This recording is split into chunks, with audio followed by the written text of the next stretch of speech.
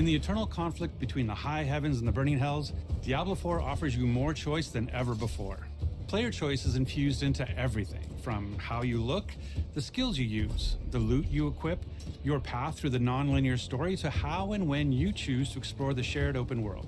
We want players to play their own way and have their own choice of how they're going to build their character. Between all of our different systems, you can really create a custom character in ways that was not available in previous Diablo titles.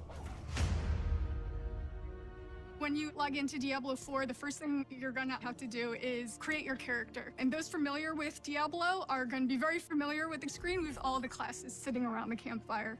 In Diablo 4, we got 5 classes. The Barbarian is your fantasy of a fierce warrior or fighter. The Barbarian is the weapon master of Diablo 4, being able to pick up any weapon, jump into the fray, and do really badass stuff with it. They're very strong, they're very physical. They can take different weapons for different situations and use them to their maximum effect. The Sorcerer is really your elemental mage. You have fire, ice, lightning. You can either focus on one, or you can kind of be a jack-of-all-trades mage and use abilities from all 3. They're a little more fragile than other classes, tend to be more ranged. The Rogue, unlike the Barbarian, they are a little bit more clever. They're very fast. They have the ability to imbue their weapons with different elemental energies, and they can modify them to do different things. The Rogue has 2 different types of play styles. You have the ranged crossbow type gameplay, or you have the in-your-face daggers, poisons. You can lead the enemies into traps that have huge effects, more stealthy type gameplay.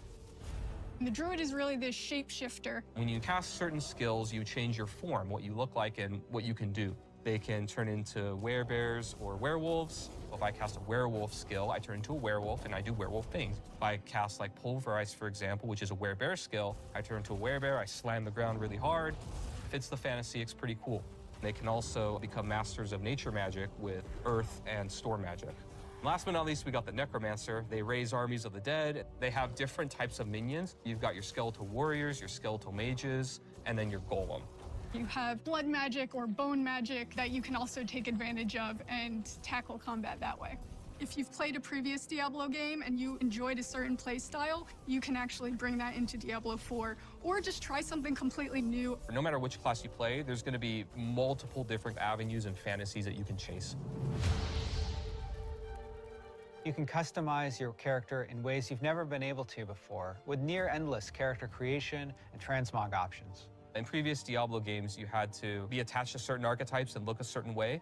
And in Diablo 4, it's really up to you how you want your character to look.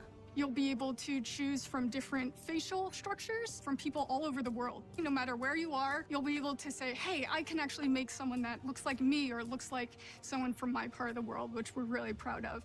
You can pick a hairstyle for your character, and every class actually has a specific hairstyle that no other class can use. You can pick your eye color. We have some really fun ones. We have eye glowing, we have a bloodshot type eye, and then you can actually pick a marking, which is a tattoo or a design that covers your entire character, and there are dozens of those. Transmog is the idea that you can take a piece of gear and change the appearance of it to look like a different piece of gear. As far as aesthetics, the sky's the limit. However you can think of making your character, you can make it that way. Everybody's going to look completely different in Diablo 4. One of our pillars for class design in Diablo 4 is this idea that we want players to play the way that they want to. When you first start the game, we introduce you to the idea of the skill tree. As you level up, you get access to these different skills or passives or upgrades to make your character more powerful. Each category has a few different skills that are all similar. They're either all defensive or all offensive, all ice or all fire. You can either focus on a very specific section, or you can pick and choose. The first skill point when you unlock a new skill is going to give you access to that skill. After that, you can put additional points into any skill that you have, and it's going to make it better, whether it increases the radius or adds some new effect or reduces the cooldown through some special way. You can actually branch out in a very different direction, even if 2 characters actually started at the same place. The Paragon board is a late game system that once you've completely filled out your skill tree, you think you have a build, it will really let you delve into the theory crafting and the depth of Diablo 4's skill system. And these boards, they can move through them spending their Paragon points, and they have nodes that give them very basic stats like intellect or dexterity. We also have more powerful nodes. We have rare nodes that have different effects where they can totally modify a skill to do something additional or different, or they can even make new connections between skills so that players can have new ways to play their character. Legendary nodes are equivalent to legendary powers, where they have more powerful effects that can change the builds and ways that characters play. You can start planning this long journey of, okay, I want to hit this node, and then I want to hit this node. I'm going to apply this board, and I'm going to start from this side, and really just get into a super complex, very specific build for your character. Legendary items are really rare and powerful items that you're going to find as you adventure through the world of Sanctuary. We have quite a few different categories of legendaries and how they do that. Some of them will actually change your skill or enhance it in some way. Frozen Orb, for example, it might say, hey, every single time you use your Frozen Orb, it applies a new effect. And then I can actually take advantage of that new effect that it has. Even if the item itself is maybe not as good as the one you have, you can still extract that power from it, take advantage of it, and use it for your build. One thing that our players can look forward to is that a lot of our classic, really rare, and most powerful items from previous titles are going to be returning as uniques in Diablo 4. Unique items are very similar to legendaries, but they're unique, which means if that ability is actually on a chess piece, it's always going to be on that chess piece because it's more powerful than a regular legendary effect. Crafting is a big part of Diablo 4. We have all kinds of different ways that you could upgrade and interact with NPCs to make your gear better. You can increase the item level or power of your gear, so you can actually get a piece of gear and just make it stronger. You can also add sockets to your gear so that you can put gems inside of it. There are a lot of different ways that players will be able to customize their experience in Diablo 4. Every single player is going to have a different experience and a different build at the end of the day. Because we have all of these different ways to make your own character, there's a lot more possibility compared to previous titles of how you want to play, how you want to build your character. We really are doubling down on this idea that you can look the way you want, you can play the way you want, you can really make your own fantasy in this game. Hell welcomes all, and so does Diablo 4. In the coming weeks, we'll be sharing even more about how to play your way. Now, our launch on June 6th is getting closer. Closer still if you got early access. And we can't wait to see you in Sanctuary. Hail Lilith, Blessed Mother.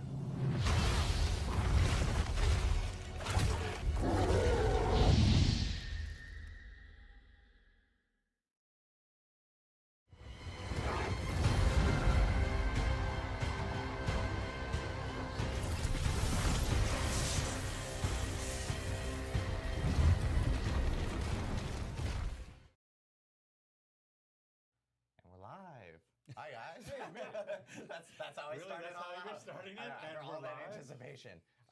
Hey guys, how's it going? My name is Adam Fletcher. I'm the community lead for Diablo, and we are here for the next Diablo 4 developer update live stream. And I'm joined by this wonderful panel of people. So you're overstating it, but I'm okay. overstating it, but yeah. Rod Ferguson, general manager of all things Diablo. Joseph Pipora, I'm the associate game director for Diablo 4. Kegan Clark, director of product for Diablo's live service. Awesome. Well, we have a really packed show today, and there's a lot of stuff, obviously, going on with Diablo lately. I mean, really? I'm not sure if you've Nothing heard. going on. I thought, didn't you just get back from vacation? No, you didn't. Did I? No. I was in Chicago like a couple of weeks ago. Now I'm just lost all track of time. But we're only, what, 22 days. 2 weeks? 3 weeks? I So, think I've lost all of the track launch? of time.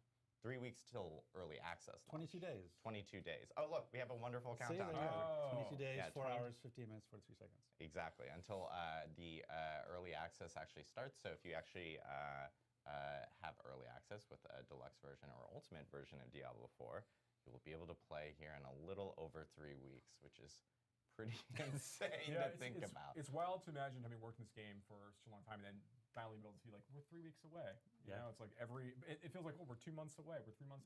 Constantly, it's just like, oh my God, I can't believe it's finally here. It's almost time to play Diablo 4. But you know what we could do before launch to play Diablo 4? Play server slams. Hey, there you go. No, well, I was like, I wasn't sure if you were gonna like throw it to me a little bit more or something like that. I couldn't throw it any harder. But This isn't a bit, guys. We're just bad guys. this is live, by the way. So yeah, we actually do have our Diablo 4 Server Slam. It starts on May 12th. It goes through the 14th. It's another opportunity to play Diablo 4 before the launch of the game, which is great, and it helps us a ton.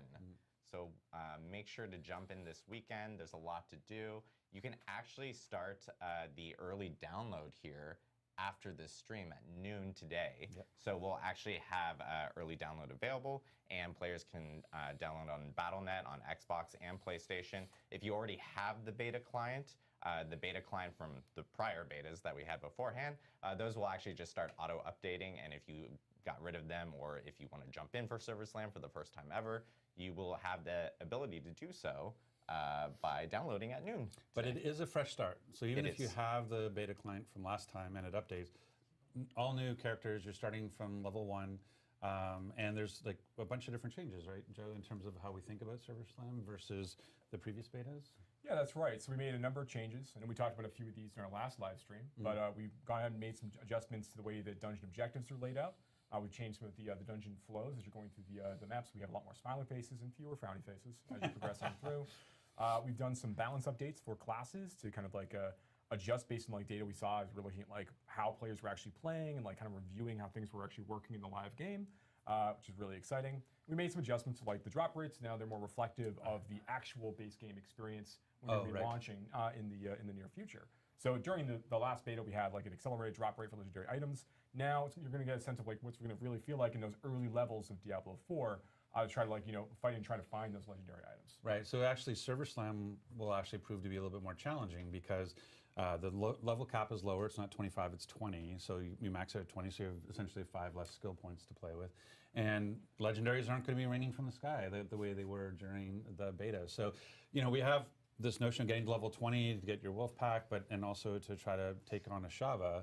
But like a Shava is going to be more challenging than last time because of that 5 less skill points and not as many legendaries. So that's going to be really interesting to see if people can get to level 20 and beat a Shava. But it's a more accurate representation. It's sort of like people talked about how does it actually feel to go from 1 to 20, and this is actually, essentially the path we're pretty close to what we're shipping with at launch. Even a new font. We didn't talk about the new font. That's true. Yeah, we definitely have also updated the font. So there's a lot. What we're really trying to say is there's a lot to look forward to as far as Server Slam. And importantly, please come check it out. It really is going to help us for launch to make sure that we get as many players as we can, stressing out the servers and making sure that we have accurately estimated everything. So we're in a really great spot. So Kagan, what class are you playing in Slam? I only ever play Rogue. I hate to be You that only person. ever play Rogue? I only play Rogue. I really like high mobility classes. So like, I want to zip around. Rogue is that. Yeah. So yeah, I got my Druid up to 25 last time, and I got a Barbarian up to 25 last time. I'm looking forward to jumping, I think, into a Necro this time. Oh, and I got my Sorceress up to 25 last time as well. Nice. But Necro this time. I wanted to hit all 5. I didn't have time to get all 5 this time. But this round, I want to try to get my my Necro up. And Adam? Ooh, I don't know. I'd probably say Necromancer this time. Yeah, I did Druid and Rogue last time, and I haven't played Necromancer since way back when, so I'm just like, okay. Yes, we have played the game before, other people. You have access to Diablo 4 where other people don't? Amazing, yeah. But yeah, probably Necromancer this time. I think I'm gonna go Druid just because I'm gonna Necro so hard in the main game that I don't want to I want to save that, so I'm gonna go Druid in the Slam, I think. Saying Necro is a verb, it sounds like you're talking about like a thread form somewhere. That's how you necro. Yeah, true. God, It's all so about true. corpse explosion. We hear Rod talk about Necromancer all the time here. It's not my fault that it's the best class. I didn't design the game. You did. All the time. It's my fault that Necro is the best class. Listen, folks, we're playing Barbarian at launch. Okay? That's the truth. Okay. No, like all the classes are super fun. They all have like interesting and different overpowered mechanics. That's just the way that we want to kind of go about class generation for Diablo 4. Yeah. So, and just a reminder, like I said beforehand, because we have Server Slam this weekend, and then we're a little over 3 weeks from early access. The deluxe and ultimate versions are available for pre-order for those to get early access for the 4 days or 4 to maybe 5 days, a little bit early, or depending on where you live. Well, I mean, it's like, still 4 days. Well, I No matter where you live. mean, it's like ish. If you get in a plane, though, And then gonna And, fly you might get an extra couple. Thank you. So anyways, we do have a QR code up here, so you guys can actually go straight to the BattleNet shop, and it'll actually show you all the different versions. And one of the questions we get around that is like, because we have cross-play and cross-progression, you know, obviously you can play on console, you can play on PC, you can play with others on console or PC, and your progress carries over no matter where you are. But that's also true for things like the rewards and the incentives. So as an example, if you were to play Server Slam on Xbox as an example, or PlayStation, and you earn the rewards for the Beta Wolf Pack or the Cry of Ashava, like that stuff will carry over when you switch platforms. Same thing for the stuff when you buy the Ultimate Edition, that stuff will carry over to other platforms. And so, you know, when people are like, oh, I want to buy two versions, I'm going to buy the console version and a PC version, you can buy the Ultimate in one and the Basic in another, and share those rewards. Yeah, the only caveat though is that early access from the Ultimate version or the Deluxe version stays on the platform that you actually purchase. Yeah. So if you are wanting to play early access on PC, make sure to get the PC version, and you can buy like a PlayStation version or an Xbox version, and actually carry over all those other incentives over between different platforms. That was an excellent job at fine print. You did the fine print beautifully there with a little Thank asterisk you. caveat on that. Thank you. The lawyers have asked me to say that you only get early access on the I've answered that question many times for the last couple of months. So, but we do have a lot to talk about today. I think one of the biggest things that we've been hearing from the community is the discussion around seasons and how they will work in Diablo 4. Wait, that's what we're here to talk about? Yeah, exactly. It's among the many things we can I'm discuss hoping you today. remember why we're here. I don't read any of this. I don't read that, man. But as we all know, like seasons are a big part of Diablo itself. You know, we have seasons in Diablo 2, seasons in Diablo 3. Season 4 on May 4th 4. for Diablo 2 Resurrected. And we're still season 28 on Diablo 3. Yes. So rocking that out. So yeah, exciting. Yeah, so but seasons with Diablo 4 has been a big question because a lot of people want to know how it kind of works and like the structure of it and so forth. And thankfully, we have Joe and Kagan here to help us and talk about that. Oh, I guess Rod too. No, I'm just here to interrupt their flow and annoy them. That's my job. But Joe, how do seasons in Diablo 4 work?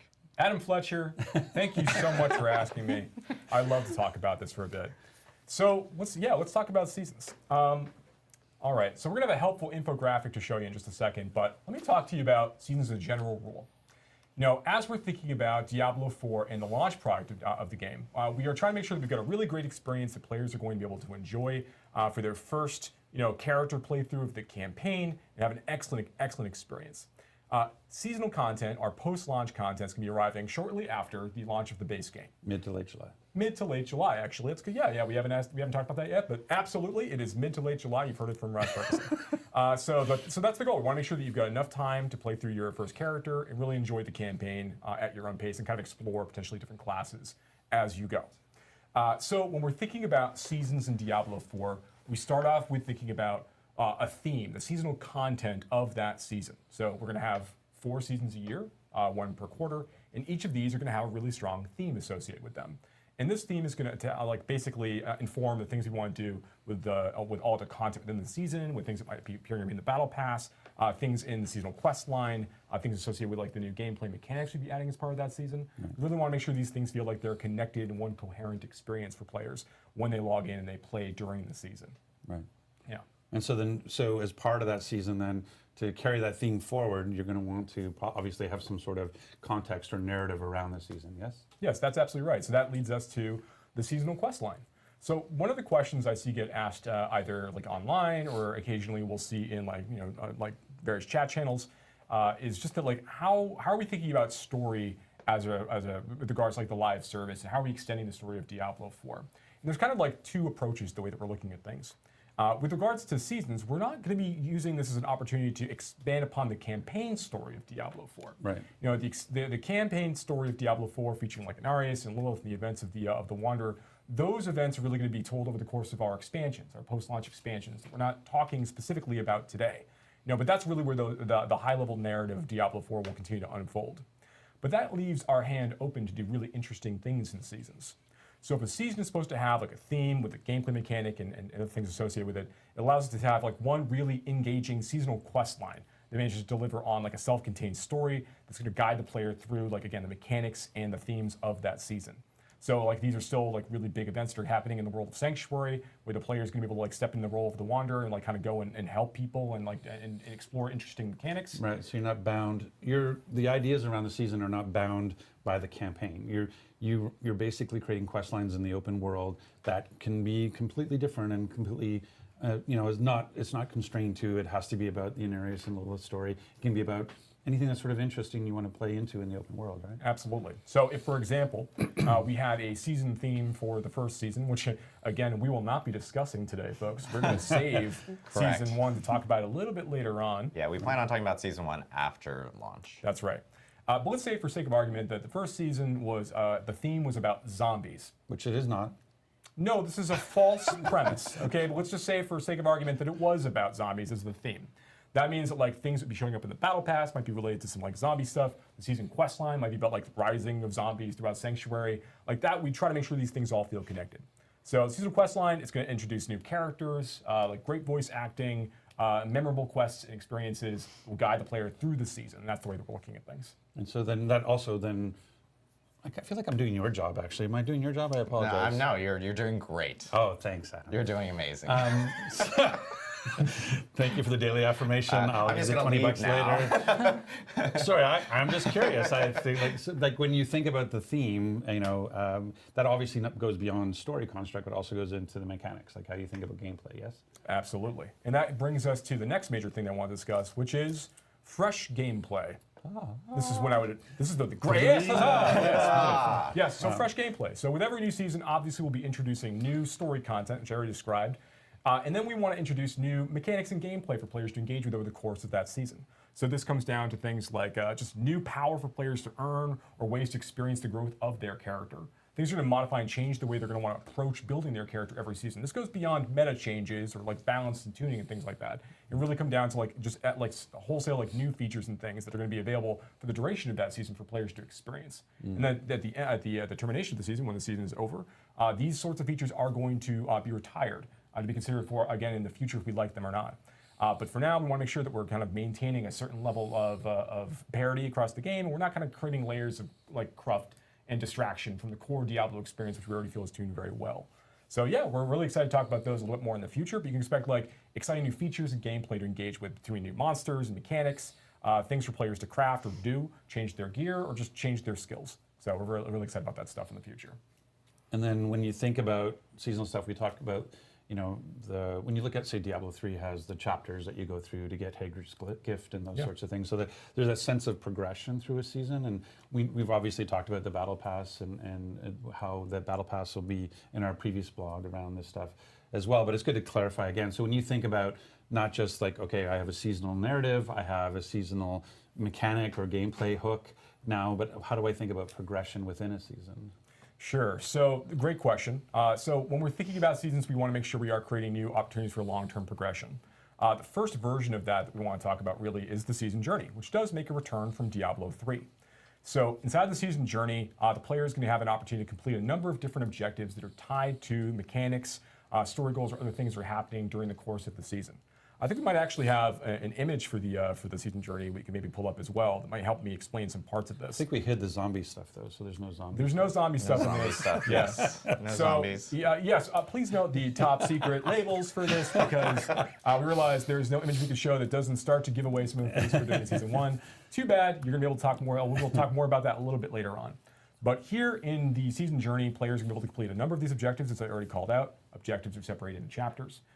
One of the big changes that we made as part of the season journey is we've ensured that now players don't need to actually complete every one of the objectives within a chapter in order to advance. They could choose to go back and still complete. So if I go ahead. Yeah, it's pretty different than if you're a player of Diablo 3 and you're going through season journey. If you remember, like going through each chapter required you to finish every single little bit of it before you could progress to another chapter. So this one obviously a little different in how you kind of approach it because you don't have to do every single thing. You can actually complete it beforehand by doing most of the objectives and kind of choosing specifically. Yeah, like if I'm not a PvP player, I don't have to do the PvP objective to progress through the journey, right? That's correct. If we have an objective that would send you to like the Fields of Hatred, you wouldn't have to go there to complete that one. You could do the other objectives associated with the season instead. Got it. So when you're going through and you're kind of completing the season journey, you're going to earn rewards for completing the objectives, and you'll also earn some big rewards at the end of each chapter, where you're going to get like packs of like crafting materials and items, and you can also unlock actual legendary aspects that go into your Codex of Power. Oh, nice. So not just earn through dungeons, you can earn through the journey. A different set of aspects, in fact, will be available through the Codex of Power in this way. And some of the new legendary powers we add in every season will also be made available through this method. So you'll still be able to find them as item drops, of course, but you can start being able to experiment and play with them pretty early on through these drops. And then the last thing I think is worth talking about here is every time you complete one of these objectives, you're going to also be earning favor, which is a kind of an experience system that's used by the Battle Pass. But with that other way, so you get like little drops from completing the objectives and big drops of that also from completing the chapters. But when it comes to long-term progression in the Battle Pass, like, Kaken, would you mind maybe walking us through some of how the Battle Pass works? Yeah, absolutely. So I know there's been a lot of questions about the Battle Pass, so let's talk through it today. So this is the Seasons tab, and this is going to be, the hub for all things seasons. Under that top secret label, you can see the season journey, and then at the bottom here, you can see the actual Battle Pass. And what you're seeing is a mix of the free tiers and the premium tiers of the Battle Pass. The way that you progress the Battle Pass is, like Joe mentioned, by earning favor. And there's two sources of it. You get it from the season journey, like Joe mentioned, but you also get it from leveling up and playing any seasonal character. So there's 3 levels of the Battle Pass. There's the free track, which, like the name implies, you don't have to pay for. Everybody has access to that. The premium track, which is roughly $10 US, depending on where you are in the world. And then there's the accelerated track, which is just like the premium track, but it has includes 20 tier skips. It's folks who might have gotten a late start and a special cosmetic, and that one is roughly $25 USD, depending on where you are in the world. But let's talk a little bit more about the free and premium tracks. So the free track has 27 total tiers, and what you're primarily getting from the free track are what's called smoldering ashes. And the smoldering ashes are going to be like the currency that you use to unlock seasonal blessings. So the seasonal blessings are different buffs you can get that will help accelerate your progress through the season. So you can see, for example, here, plus 3% to XP earned. That's going to help players, level up again, level up multiple characters, and all of these are really just meant to help players through that seasonal progression, through that seasonal journey. It's important to note, though, that there is a secondary level requirement on every free tier of the Battle Pass that contains smoldering ashes. So for example, if you were level 1 and you bought a bunch of tier skips and hadn't played yet, you wouldn't be able to access the smoldering ashes and spend them until you had actually leveled up a character and met those level requirements. And this is to prevent folks from buying a ton of tier skips and keep everybody on a level playing ground. So I had a question about that, actually. So. Yeah. There are no smoldering ashes available in the premium track of the Battle Pass, right? That is absolutely correct. It is all the things that affect gameplay are only in the free track. Okay. And so that basically, we've said it's always cosmetic based. So there's you can't pay for power in Diablo 4 because, as you saw, the stuff, the season blessings are on the free track, and they have a level requirement, so you actually have to play to get to a certain point. So it keeps everybody in a level playing field. Right. You may not pay for power in Diablo 4. So yeah, let's talk about next the premium track. So like I mentioned, $10 USD, depending on where you are in the world, and this contains 63 total reward tiers. So you add that to the 27 from the free track, you get the 90 total tiers, in the Battle Pass. Yes. There is a ton of value in that premium track. So you get 2 full armor sets for every class. And they're really themed to the season. They're meant to be like a celebration of that season's theme. And there's other stuff in there. There's the seasonal mount. There's the seasonal mount armor, which you can see here on this screen. And then there's just like a bunch of fun other little cosmetics like role-playing clothing. For example, we have like a big, pair of white bloomers in there. So there's lots of fun stuff to find in the Battle Pass. I know, that's what I wear when I role play. I think that's actually a really fun idea, though. So like, it's not necessarily like big armor or things, but just more other stuff. So if you want to like play a particular role, like there's options for some of that stuff that you'll find. And you can mix and match all of it. So you can create all kinds of ways to express yourself. What's nice is that you just said there's 90 tiers, and a season is 3 months. Right, so you have quite a lot of time. You have essentially 120 days to do 90 tiers, which seems doable. Yeah, we want it to be achievable. Yeah, absolutely. Yeah. Okay, great. I want to call it one thing also. Then we were looking at that image before. There's that top secret label on the left. Yeah. Like that is explicitly a link that will bring you to some part of the season journey as well. The only reason it says top secret there is because it's got language in there that I do not want to make sure that anyone is able to read to give away what's happening in season 1. Exactly. Otherwise, people know about the zombies. Otherwise, people know about. It's not a zombie season, Ron. You use the example, Joe. That's on you. That's I was not on just me. trying to pick something. Okay. I'll say something. Season of the circus next time. Whatever. So actually could be kind of cool, like a devilish circus sort of feel. All right, I'll talk to people Scary about that. clowns. It's scary clowns, yeah, for sure. So yeah, okay, cool. Yeah, it's nice to get a little more information on the Battle Pass, and like out there. Right, and so okay, so we talked about progression. Yeah. We talked about both in the season journey and in the awesome Battle Pass. And so now when we think about what the seasons also provide is like, obviously, we're hearing about balance. We're going to be hearing about, hey, how do we improve people's experience based on what we saw in the previous season? And actually, before we get into that, if I can interject, I'll steal one of your questions from Q&A. Can I do that? Go right ahead. Oh yeah, all right. So one of the things that comes up, I get a lot on my Twitter feed is around, hey, how do I think about, Diablo 3 seasons, Kagan said it earlier about like your seasonal character, that notion of do I have to re-roll to get into and experience the season and experience the narrative wrapper, to experience the mechanics, to experience the progression. Basically, do I have to start a new character? Yeah, so Diablo 4 is balanced around the idea of trying to make sure that level up experience from 1 to 100 is really engaging and fun, and very punchy when items drop for you, that your power progression feels a certain way as you play. So you do, as a result of that, we do balance around the idea of playing over the course of a quarter character, right? You can play a lot longer than that if you want, absolutely. Right. We want to make sure it feels really good to play inside that 9-day period. We are going to be having players like re-roll and make new characters with every new season, and be able to experience the growth of their character over the course of each of those quarters. And I think you might have said it, but just because you talk really fast, I want to make sure it's really clear. How dare you? No one has ever said that about me. I'm once. a fast talker and you beat me. So the notion around, though, that you basically have to complete the campaign at least once before you can truly experience the season, right? Yeah, that's true. Actually, there's a couple things that so once you unlock a couple things, you'll have them for your account from that point forward. I can just kind of maybe just throw all go right that ahead. in now. Yeah, Right? I mean, we get so many questions about it. I think it'd be good if we clear it Yeah, out. sure.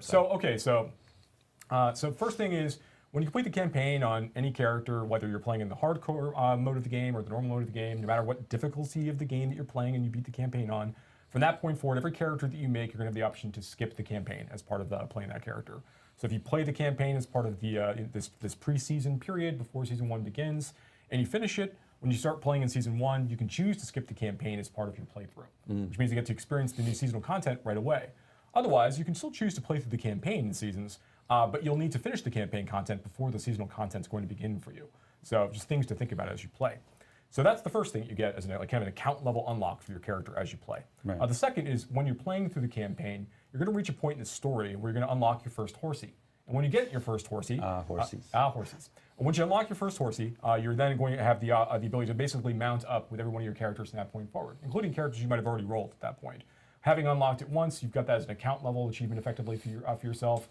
You'll be able to start like future seasons even. I can just like start a new character, gotta get my horsey. Level 1, after skipping the campaign or even playing through the campaign in the following season, you're gonna be able to like just go ahead and mount up right away. My horsey's in my cave with me? Yeah, your horsey, yes, the horsey that died is then going to immediately revive, and then you'll play with the horsey right away. Zombies. Oh my God! Spoiler! We have showed the video. People know. Okay. Honestly though, if I spoiled that moment, then I do deeply apologize, and we should put spoiler warnings on I these think things. they're taking about like zombie horses now is theme specific. I think that leans right into that seasonal theme. Yeah, Pivoting. yeah, absolutely. 3 weeks before lunch. Yeah, sure. Sound off in the comments if you want zombie season. Let's hear it.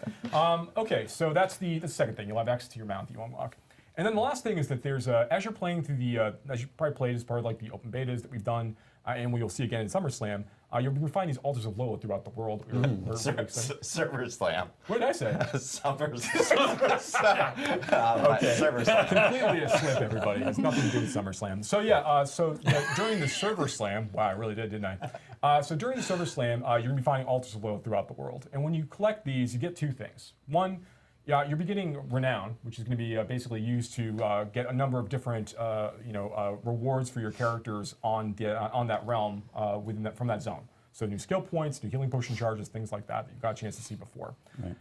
But you also get a permanent stat boost, for all characters on your account. One of the main reasons to go after the altars. Yeah, right. But we don't want you to need to necessarily go after them every single quarter to go and collect all of these. We think it's really fun, particularly the first time, to go and find all of these things. Right. So once you get that stat boost the first time, that stat boost is going to apply to all other characters in your account from that point forward. Right. Yeah, so you don't have to get those over and over again. And when it comes to Renown, you don't need to go get every Altar of Lilith to finish off the Renown track in each one of these zones. Sure, it's like the season journey. You don't have to do everything on the Renown track to get all the Renown. You can do it. Maybe I want to do, maybe Strongholds are my favorite feature, so I can lean into Strongholds or whatever. So, but what you're saying is, hey, I played the campaign, I found all these Altars of Lilith the first time, and now when we go into a season, they are hidden again, but I still keep all the buffs I got the first time, all the things that are permanent, like the +2 intelligence, +2, God knows I need +2 intelligence, and +2 strength and what have you. But the idea of going and finding an altar to add more renown to the pool to progress, I can still do that. Like Absolutely. I can still go find them if I want to. Yeah, and you get a little bit of experience for doing it as well. So yeah, they're still kind of fun to stumble across as part of your regular play experience within a season. You just don't have to get them all again if you don't want to. There's other things you can do instead. Okay, so I think we covered what sticks around. That's right. So that's great. But like the entries in your Codex of Power are going to reset, so you're going to have to go find those aspects again. Go like to the dungeons. Yeah, go to the dungeons again. So yeah, those are the things you're going to reset. Yep. Great. Okay, so that definitely great long-term. That was really on topic, actually, in terms of long-term progression, because it actually is long-term progression. Yeah, by the letter of the law, it's long-term progression. So yeah, Rod's 100% correct. Thank you. But when you think about what else the seasons provide an opportunity for, like you talked about, like all these things. Okay, we have a new quest line, we have new mechanics, we have all this progression, but it's also an opportunity to kind of react to player feedback and also what you're seeing in terms of the data coming in terms of balance or things that maybe we need to smooth out and sand down. Yeah, absolutely. So we know that operating a live service game with Diablo 4 after the game launches and seasons come out, that is going to be basically it's the best versions of this are always a conversation with the player base as we play and a conversation with the community as we play. So as we're going to be receiving feedback and we're seeing how certain features and content is performing, that gives us opportunities to sort of like respond to that feedback and react to it with updates to the game. Now, things take lead time, so if we see immediately after launch that there's something that we could maybe make an improvement on, it's tough to like immediately and very quickly turn around like big changes. But we want to make sure that we are carefully iterating to make Diablo 4 the best version of itself that it can be as we go. Yeah, and this is like it brings up to the point like where we just had betas and we literally took the feedback that we got from the community, which we we're obviously super appreciative of because it just makes a better game in the end of the day, and people will actually be able to experience those changes from the beta in the Server Slam weekend this coming weekend because of that feedback. So players providing feedback on our forums, on Reddit, social media, we're always reading through all of that stuff. To have that, so yeah. And I think it's worth mentioning too, in terms of the way that, like, in order to do to have a game that has seasons all the time, and sort of this, sort of like having quarterly seasons, you're not like once season 1 launches, we start season 2. Like season 2 has to be pretty much like very much in flight, and that's what I think Joe was talking about around the idea that.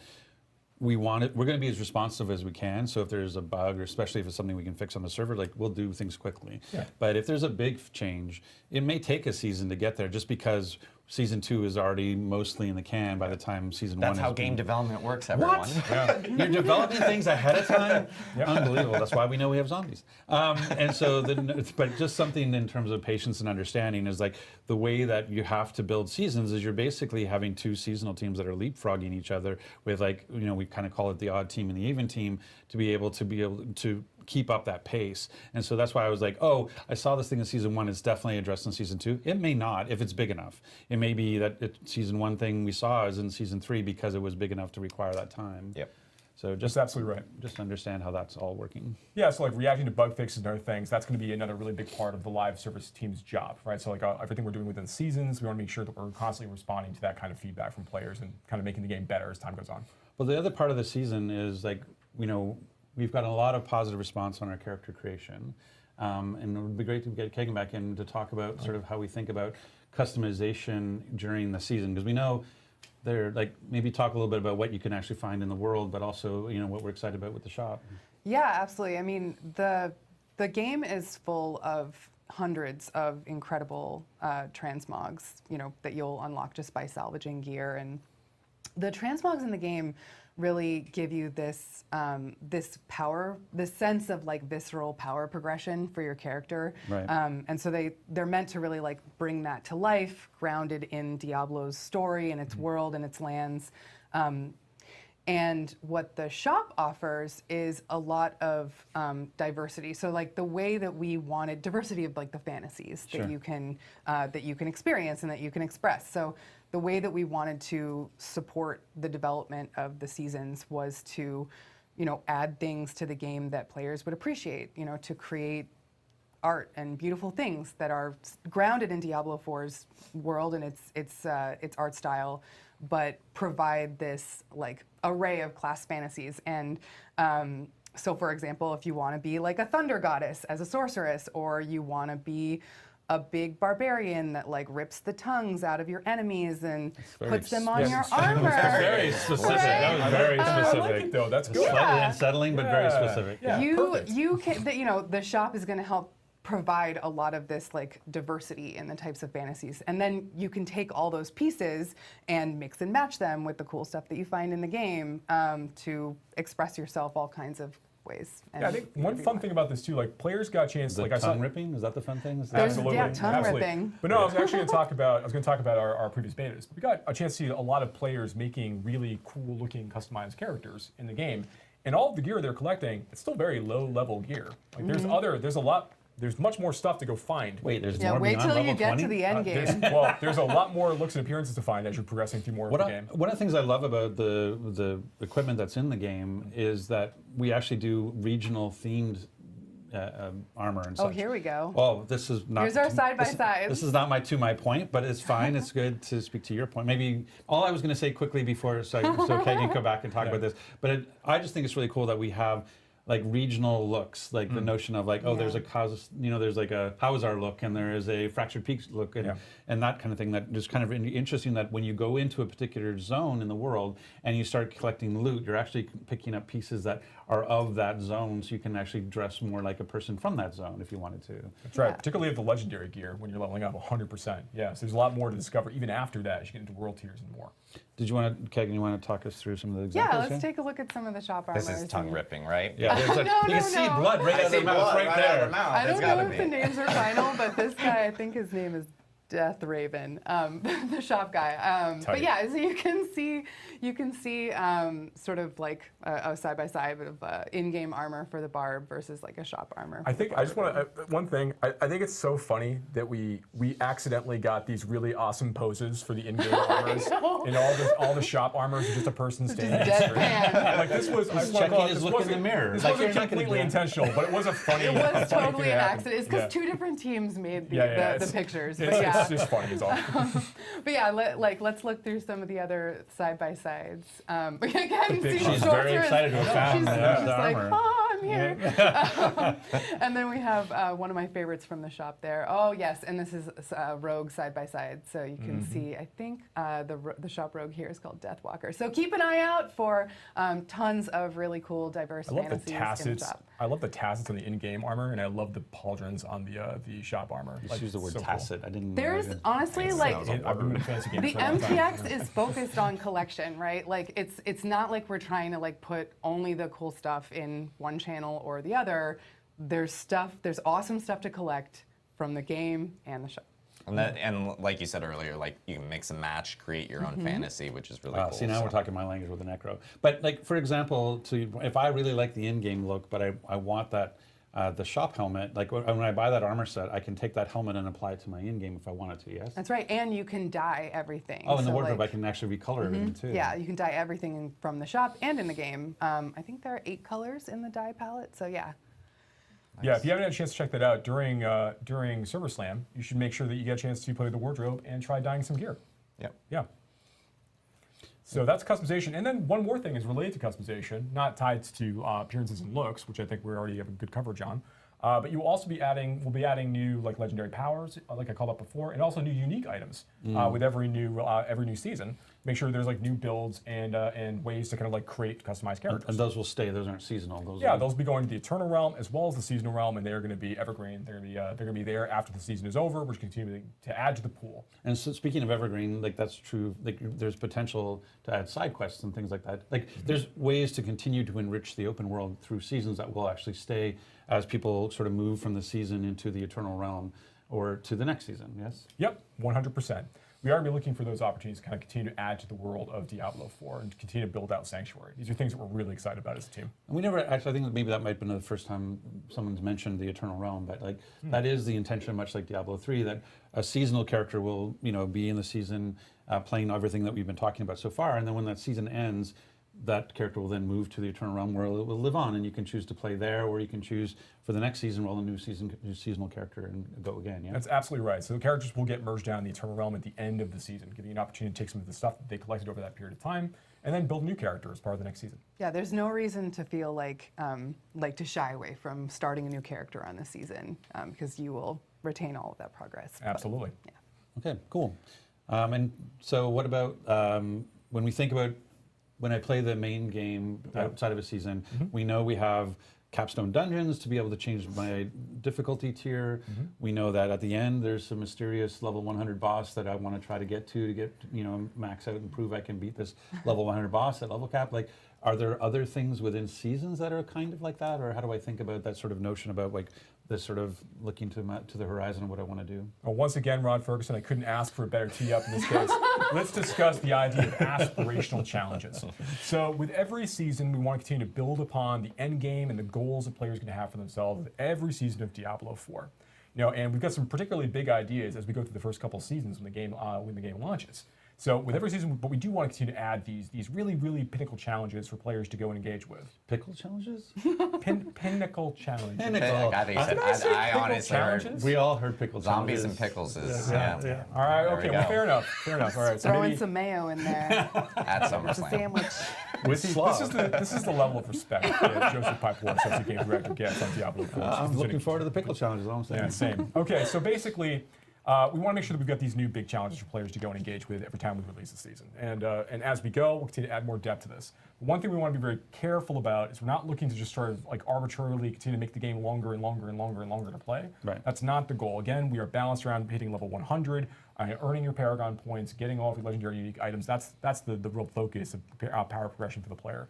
We want to provide new and distinct opportunities for players to kind of express that power and new goals in the chase over the course of the season, without necessarily making like just more stuff that you have to go through in order to play the game.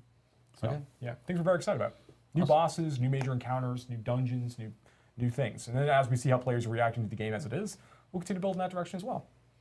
Yeah, and I think it's really interesting when we talked about like side quests and things like that. It's also true kind of for the end game is that we may use seasons to experiment with new in-game features, and then if it's working really well, we might decide to keep it. If it's not working quite so well, we may have it leave with the season, and then maybe bring it back later. And what I like about the kind of quarterly seasonal flow we have going is that it allows us to experiment a little bit and see what works and what doesn't. And if it doesn't work, we know it's only there for 3 months. If it does work, hey, maybe we should have it stick around. So it's a great opportunity to try stuff out. Absolutely, particularly as it relates to content too. So like just being able to bring in like these really tough encounters and different bosses and things of that nature.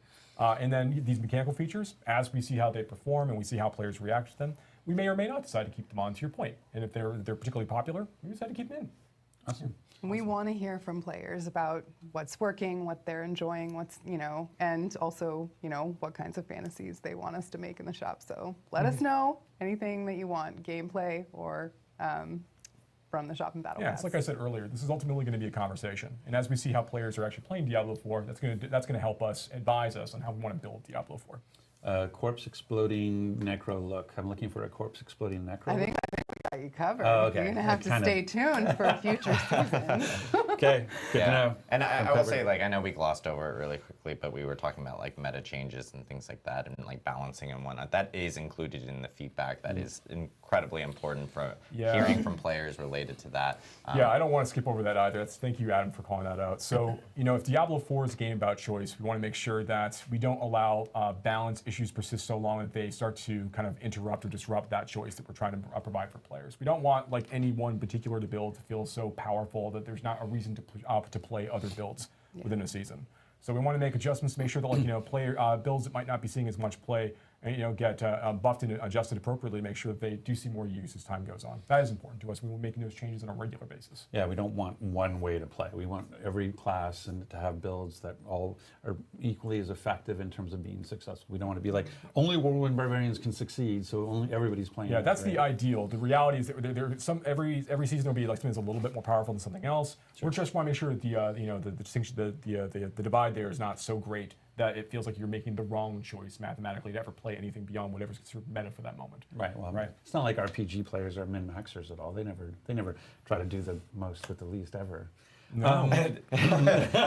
Joe, like, dead man. I'm not signing up for that. I think in the spirit of managing expectations and ripping band-aids off, I do think there's something we haven't talked about that we should at least say, knowing that we haven't talked about, which is leaderboards.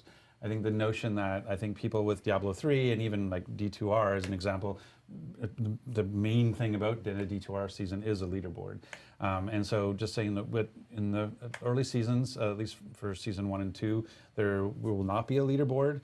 And that is something, again, as I said, a lot of stuff's already in flight. We understand the importance of leaderboards. We understand people wanting to be competitive in their PvE play, competitive in their build play, be able to show their mastery of certain things. And so it's definitely on our backlog that is a thing we're working towards, to provide the player community with leaderboards as we move forward through seasons, but it's not something you're going to see in season 1 and potentially not in season 2. Again, I'm just managing expectations so you're not yelling at me on Twitter after. We hear you, we know we want it, we're working on it, it's just not going to be there at launch or That's right. season 1 and 2. Yeah. That's right. So we're going to take the time to do them right. We'll bring them on as long as soon as we can. Awesome.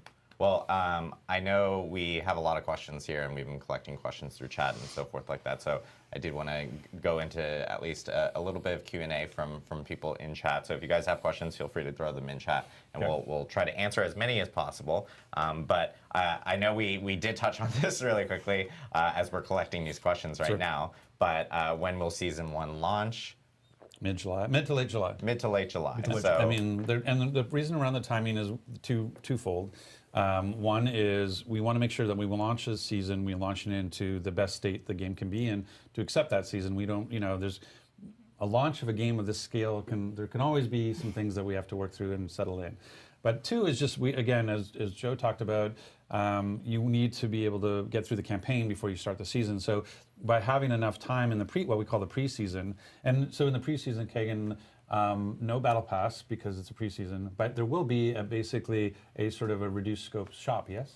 Yeah, there'll be some things you can buy. You can sort of get a sense of what we have. There's, armor sets, mounts, and mount armors, and then there's some other cool things like emotes and headstones. So like if you die on the field of battle, you can leave behind a monument that is special. Nice. As we said, hardcore players, careful of PvP. When you die, you're dead. Yeah, dead forever. Dead forever. Yeah. So, in the game. No, we come to your house. We know where you live. We don't have that kind of budget.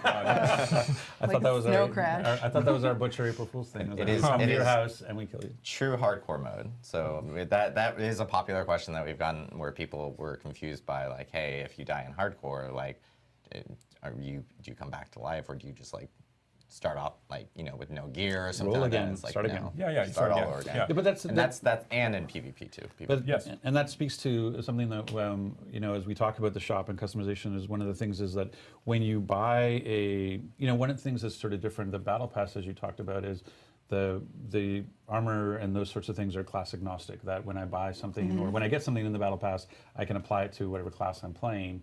But the shop is different because the shop you can actually target. I can go and say, oh, I want this necromancer look, and it doesn't go across. And it's very specific to like the necromancer fantasy. Right, but it's not character based; it's account based. So if I, for whatever reason, roll 5 necromancers, I can apply that armor to all 5 of them. Right. All future necromancers that you ever create. any So for necromancer in the the future. infinite rogue like me, it's gonna get. I'm gonna get a lot of value. Right. Okay, great. All right, I'm gonna try to pronounce these names, and some of them are easy, thankfully. But I'm gonna try to include people. I was going to say, he's like, I'm going to try this, what but Bob asks. That's and a you're like, good job, Adam. You nailed that It's a one. great Pat disclaimer. myself on the back there. So we have a question from Negative Capable. If we get the premium battle pass late, is the favor retroactively applied? It is. Like you will earn the favor, and then it will unlock the tiers that, like the premium tiers that you didn't unlock because you hadn't unlocked the premium battle pass yet. Yeah, like you'll still earn everything in the free track as well. Like you're kind of making progress like the whole time. The whole It's just a time. question of Yeah. whether or not when you get the premium versions, when you get to get all the premium rewards you Yeah, have then unlocked. it'll just suddenly unlock all those like locked premium tiers that you already went through. And just a reminder, premium tiers just being obviously the cosmetics blessings are part of the free. That's track. right. There are no, there's no smoldering ash in there. Zip, zero, Yep. no smoldering ash, no paper power In premium tiers, yeah. in There you go. premium. And the, No paper power at all. exactly. Yes. I'm just saying no Period. smoldering ash in premium tiers. Yes. Also true. But that's also, just to clarify, like that's also true of the season journey, is that if let's say, I'm starting a new, I'm not getting the game till much later. It's season 2, and I'm buying the game at season 2. When I play the campaign, in the background, it's tracking the season journey accomplishments I'm doing while I'm playing the campaign. So it's not everything in the season journey is tied to like sort of open world seasonal play. It's also some things can be accomplished by playing the campaign. And so when I finish and I go into the seasons, all of a sudden, ding, ding, ding, ding, ding, a bunch of stuff in the season journey it will complete. Yes? Yeah, that's the expectations. You're able to move through that season journey a little more quickly if you start in the campaign. You might not be able to like finish every chapter as you go because there's going to be some things you have to kind of like participate in the season quest line or the season mechanics in order to be able to really get. But you will be making progress the entire time. But I don't think your hypothetical case is likely to happen because obviously everybody is going to buy Diablo 4 on or before launch. Right. So yeah. It's a good call. Question from. QR code right here. QR code. If you would like to. I did not see that when I said that. Now I'm even happier. Question from Juck Lax. Around what level will you end up getting to the mount specifically? The problem wasn't the name, it was the Yeah, question it was the itself. question itself. I'm just trying to like work correct. I think that is around level 30-ish. Yeah. Yeah, it's around level 30-ish. Because It depends. Like Yeah, it really depends on- every one it of depends these, on every one of player. these questions True. is going to be depending on how you play. Yeah. Are you Yeah. open world playing and you're driving up your level before you do the golden path on the Yep. campaign? Like basically the horsey, Yeah. as you and pony, we use different names for these. But the mount is unlocked as part of your campaign progression. Right. So you have to play the campaign at some point to unlock the mount. If you decide I'm not touching the campaign, I'm going to get to level 100 just in the open world, you will not unlock a horse. That's completely true. Yeah. Question from Tatu. Are you going to move the altars each season so they're in different locations every single season? Right now, the plan is not to move them every season. That's something we've discussed as a team. We'll see what the feedback is like, but right now we don't want you to have to rediscover the locations every time if you're looking for them, but we'll see how things adjust as we play. Awesome. Not hard for us to do. And just to mess with you, we might anyway. So just like- Maybe now I will. yeah, exactly. Question from Slimy Saul. People need a People- bit. yeah, We need yeah, more, we great need more names. self-esteem in our community. I'm just telling you right now. What about seasonal cosmetics? Are they account bound? They are. So like if you unlock I assume you're talking about the shop and battle pass cosmetics? Yeah. Yeah, so if you unlock a armor for your barbarian, all future barbarians that you ever make, and on the Eternal Realm, on the Seasonal Realm, it's usable on all of them. Cool. Kiddo asks, Okay. do ashes transfer over from previous seasons? No. So with every new season, you'll be resetting and starting to go through your ash collection once again. It's also like one of the things maybe we didn't call it, but like the season, because there's season blessings, there was actually one that was top secret. So there'll be blessing. Those blessings we'll be playing with those. So Yeah. there'll be season specific blessings, and we may mess with what blessings are working or not. Again, it's part of the quality of life. And we go like, hey, we see this as an issue, or this is not working the way, or we see another opportunity. So this is another place we can play every season. Question from Infernal Odin. Do you need to have the premium battle pass for the blessings? You do not. Yeah, you don't. That's why the the ashes are on the ashes free are track. on the free track itself. So, and you need the ashes for the blessings themselves. And it's, again, there's two conditions. You have to have the favor to get to those free tiers, and you need to have the level requirement so that you, again, so everybody's at the same place kind of from a play perspective. So there's no way to accelerate that and that you're somehow using tier skips to pay for power. You're not. It's because it's on the free track, and you have to have a certain level requirement to be able to unlock that, that ash to be able to use in the blessing. Oh, this is a long name. I'm not going to try. Is every season to level 100? Oh, I thought that was her name. Oh, that is There's all. a question that from, could is be. every season... I'm like, wow, that is a long name. Every season is every season to level 100. I mean, the season is till to the point where the player decides they've hit all the goals they have for Till you themselves. cry, each season. uncle. But I mean, you are going to start level 1, and you are going to play level 100. You know, if you choose to, with every season. But it's up for a player to choose what goals they want to really go after. Question from Wittels. Will shop items stay in the shop, or will there be limited cosmetics too? Oh, that is a great question. Sorry. So when items, the shop is actually personalized. There's limited shelf space in there, so you'll see a set of items in the shop, and then they'll swap out periodically. So in preseason, once a week on Tuesdays, some new things will come into the shop, some old things will come out of the shop. But when things leave, they're not like put into a vault. They will come back into the shop fairly frequently. Yeah. And that's the personalized, we actually have a thing like recommended for you, which is one of the things that's really interesting is like when something leaves the shop, it actually goes into a pool of things that can be recommended. So if someone like Kagan, who's constantly playing Rogue, or somebody like me who's constantly playing Necro, they'll actually say like, hey, you seem to be playing a lot of Rogue. Here's some Rogue things that may either be new or something you may have missed previously, or hey, there's some Necro stuff. And so it's one of the things that's really nice about the shop is it has a little bit of that, intelligence, and then that has a sort of recommendation engine where it can go and say like, hey, I noticed these you seem to be really interested in blood-looking things. Here's a new blood-looking thing, that kind of stuff. So I think it'll be a nice way to keep the shop fresh and interesting and actually tailored to the person. So just to be in the recommend for you, like Kagan's thing, her shop may look different with Rogue, as mine would be filled with Necros potentially. I mean, there'll be. You'll get a mix, right, but we want to make sure that the shop is serving you things that are actually interesting to you, and that we're not like forcing you to scroll through lots and lots of pages to find the exact thing you want. So, but to answer the question, no, when things leave the shop, they are not gone for good. They will rotate back in, and the shop is trying to show you things that you want to buy. Yeah. Right, but there are it's not just that section where things are being recommended. You also have class-specific areas. So even if I'm playing Necro all the time, but I'm really curious, I'm about to go play a Rogue, I want to go look at the Rogue, that stuff's all there too. It's not like I'm only limited to the stuff that it's recommending. I can go browse the shop as well on other classes and such, right? That's right. Yep. Do you lose all season progress when a hardcore character dies? So the things you complete in the season journey are all account bound, so you won't lose that progress. But the things that you collect on your character, that stuff's going to go away. Yeah. So if you happen to find like really good gear or something, you're wearing it there, gone, just gone. Right. But the chapters you've unlocked or the favor you've earned, that's that all stays. Absolutely true. Yep. Yeah, that is true. Yep.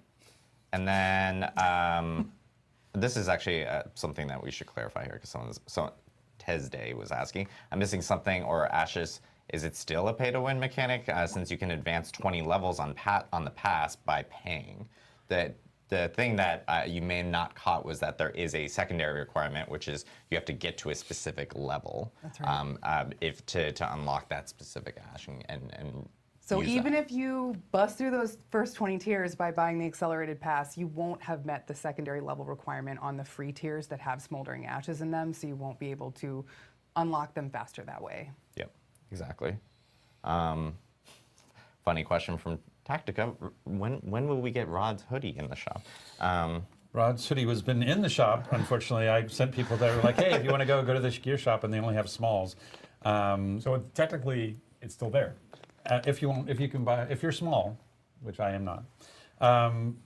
We are very aware of certain things that we have in the shop that are very popular. One was the Lilith denim jacket with the hoodie sleeves that I think was awesome couple of years ago that we didn't. I don't know why we didn't bring back. We And were literally just talking about this before the stream started too. yeah, exactly. And so we know we hear the comments that I wear this because in any interview that's required me to sit, I need to hide all the folds and stuff. So I use this as my shelter. But people like it, so we need to bring it back in the shop and get more stock. So that's where we are. Let's see. There is a question regarding when you skip the campaign. This is from Master Barbarian. You're probably playing Barbarian. It's not guaranteed. Shocker. When you skip the campaign, what level do you actually start at? Level 1. Level 1. Every character you make in Diablo 4 is going to start at level 1. Okay, and I think I answered this wrong on Twitter, so you can correct me. When someone asked me when you skip the campaign, where do you start? I knee-jerk said you start in the cave, and that's not true, right? When you skip the campaign, you start in Kyovashad. Yes. So for season 1 and for the preseason, when you skip the campaign, you'll start in Kyovashad. Might not always be in Kyovashad. Ooh. Foreshadowing. Dun, dun, dun. I guess, yeah, sure. You start in a grave as a zombie that you wake up and then you go in the It's not a zombie thing. Maybe it is. I don't know. Now, people are just completely going to believe that. Like, I know, is a that's zombie the thing. fun. It's I all was pirates when and zombies from here on out. Just don't get like heavily attached to the zombie idea because it's not Please happening. don't. So like, it's not happening. Will there be unlockable mounts or cosmetics through defeating like gameplay challenges, or will those only be through the shop itself? Yes, there are some mounts and other things you can collect, like trophies, and certainly like titles and things along those lines that you will get from overcoming particular challenges throughout Diablo 4. So there's plenty of stuff to actually collect as well, not just even just like finding gear on the ground and picking it up and salvaging it. There's other things you'll get as like achievement level rewards for having completed certain kinds of content. And seasons will have new titles and new things like that. Yeah, seasons can have like new titles and like again the aspects or things you'll be collecting as you play. And then this is a question about the server slam stuff, which was if they had the open beta app on PlayStation, do they need to download a different one? The answer is no, you won't. Here in like the next couple minutes or so, you will be able to 2 minutes. Well, 2-ish minutes, just in case. 2-ish minutes. Please don't come after me at like 12 o'clock when it's like not available. Oh no, right you should then and totally there. Pez radar on Twitter. Please don't. But PlayStation, that app will actually automatically update and apply all the But changes. it's a fresh that you'll start. have. You're starting at level 1. Yes, all your characters from beta do not move over with this server slam. You will have to start with fresh start characters. And to be clear, like one good thing is this is a third opportunity to get. If you didn't get your wolf puppy pack, this is another opportunity. So if you reach level 20 with any character during server slam, which you have 48 hours to do it, and you could probably knock it out on a Friday with a little no lifing, but level 20 to get your beta puppy pack. And then we have a new reward around defeating a Shava at level 20. So and it has to be level 20. Yep. And so Look at this fancy graphic. now the reward is It's like a car Being commercial. revealed. Wait for it. wait There for it it. is. Ta-da. So There it is. to be super clear though, because I've had this question, it is not the horse or the horse's armor or the horsey or the pony. It is actually the claw on the back, which we call the Shava's, the cry of a Shava or a Shava's cry. The cry of a shaman. The cry of a shaman, because if you were declawed, you would cry too. But you have to beat a Shava at level 20. If you beat a Shava at level 19, no claw for you. That's right. You'll be the one crying, not a Shava. So that was just mean.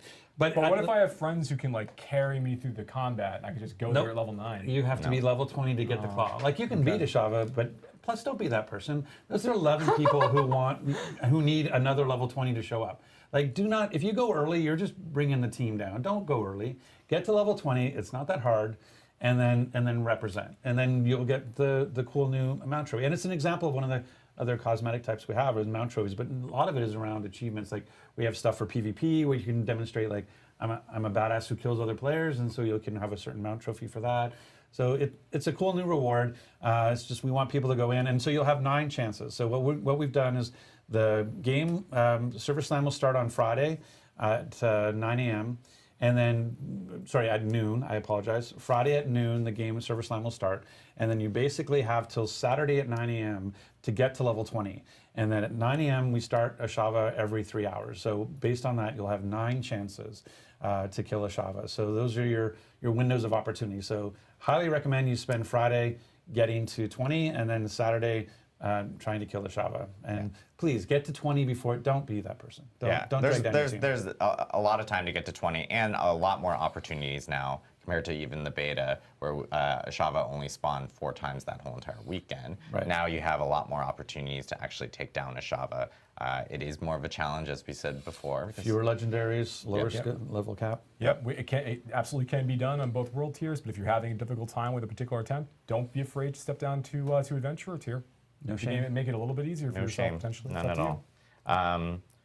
One last question before we will wrap up, because this gives an opportunity for people to start downloading Server Slam, which is when you spend Smoldering Ash, can you re-roll that Smoldering Ash onto different blessings and so forth? Like, can you unspend it? Can you unspend it and put it on other blessings? Honestly, I'll have to follow up with design.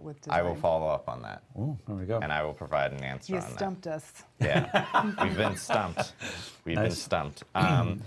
So just a reminder, Server Slam downloads will be starting here momentarily. It should have already started 2 minutes ago. Yeah, what are you doing? so you should be able to grab it from the Battle.net client, from PlayStation, Xbox as well. And if you already have the beta clients, those will start to update automatically, so you'll be prepared for this weekend. Provide feedback on our forums. You can see all the amazing rewards here and so forth for Server Slam this weekend. Provide all your feedback on the forums. We'll be reading forums, Reddit, social media, and so forth. Yeah, I think we should also. Oh, the puppy! I've got to play this it time. says I was it's, working last time. I didn't get the puppy, so You didn't hit 20 last time? I didn't. I I know. was working. I couldn't play. Awesome. I mean, I think to be clear too, I just want to again, as we talk about the realities of development, I feel like the team did an amazing job responding to the feedback on the open beta and being able to make all the changes that made for the dungeon and the font and all the stuff, all the great feedback we had. And we still want that same feedback coming off Server Slam, but please recognize the game went gold a little while ago. We are 22 days away from launch, so our ability to respond in a really big way to feedback is going to be somewhat limited as we're kind of coming in to land this airplane, if you will. So we're doing our best, and we're going to respond as best we can. But just in terms of the scope of changes, we were able to do a lot coming off open beta, probably less off Server Slam. This is really meant to be, hey, we're getting ready to go live. We want to make sure our servers are ready for that. And so this is what this is about. We still want your feedback. I'm just saying, manage expectations. You may see the results of that feedback more towards season 1 or such. So just something to be aware of. Yeah, so lots coming up here this weekend, and lots coming up before launch as well for Diablo 4. We're obviously really excited. This is actually, I will note, this is our last developer update live stream. One tier. Before launch. We will continue these post-launch. Even if it's just you by yourself, we're talking. Yeah, I will just jump on a camera and deadpan for 1 hour. Walking over to Starbucks on your phone. Yeah. I imagine we'll be talking a great deal. Yes. We've already spoken quite a great deal. And there's more. There's plenty more where I that haven't came even from. said a fraction of what I could say. I mean, that's what it is to be paid by the word. Yep, it's true. And just another reminder that all the topics that we discussed today regarding seasons, battle pass, and shop, and so forth, those are actually going to be available on Diablo4.com. We'll have a blog up immediately after this stream, so people can actually take a look there and get more information or read more information if you happen to just jump in halfway through or something like that. Yeah. Or we spoke too fast. Yeah. and you want to read it at your own pace, then that's a good place to go to do that. Side-eyeing Joe the whole time. I appreciate you, Joe. I appreciate Joe. We all appreciate Joe. Joe's great. Joe's great. And at the same time, the Server Slam information, we have a blog up for that as well. And that, again, starts at noon Pacific time, May 12th. Noon. Yes, noon. So right Noon Pacific time, May 12th. So we hope to see you guys there. In the U.S., Mother's Day weekend. Or Mother's as we Day like weekend. now, Blessed Mother's Day weekend. Blessed Mother's Day weekend in the The U.S. best and in some participating countries that have not already celebrated Mother's Day. I know, that's yeah. Or will celebrate Mother's Day at a different date. But yes. But yeah, thank you guys again for tuning in for another Diablo 4 developer update live stream. Thank you again to this wonderful panel of guests, Rod, Kagan, Joe. We are super excited for launch of Diablo 4, Server Slam this weekend. Rod actually has a special treat for us here. What? So my wife got me the button for, this is a thing that came out that's a 30-second dance party.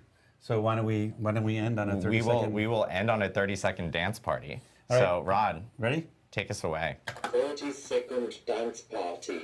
Here you go. Bye everyone. Check out Server Slam. Server Slam, Server Slam. Please go to the graphic. Okay.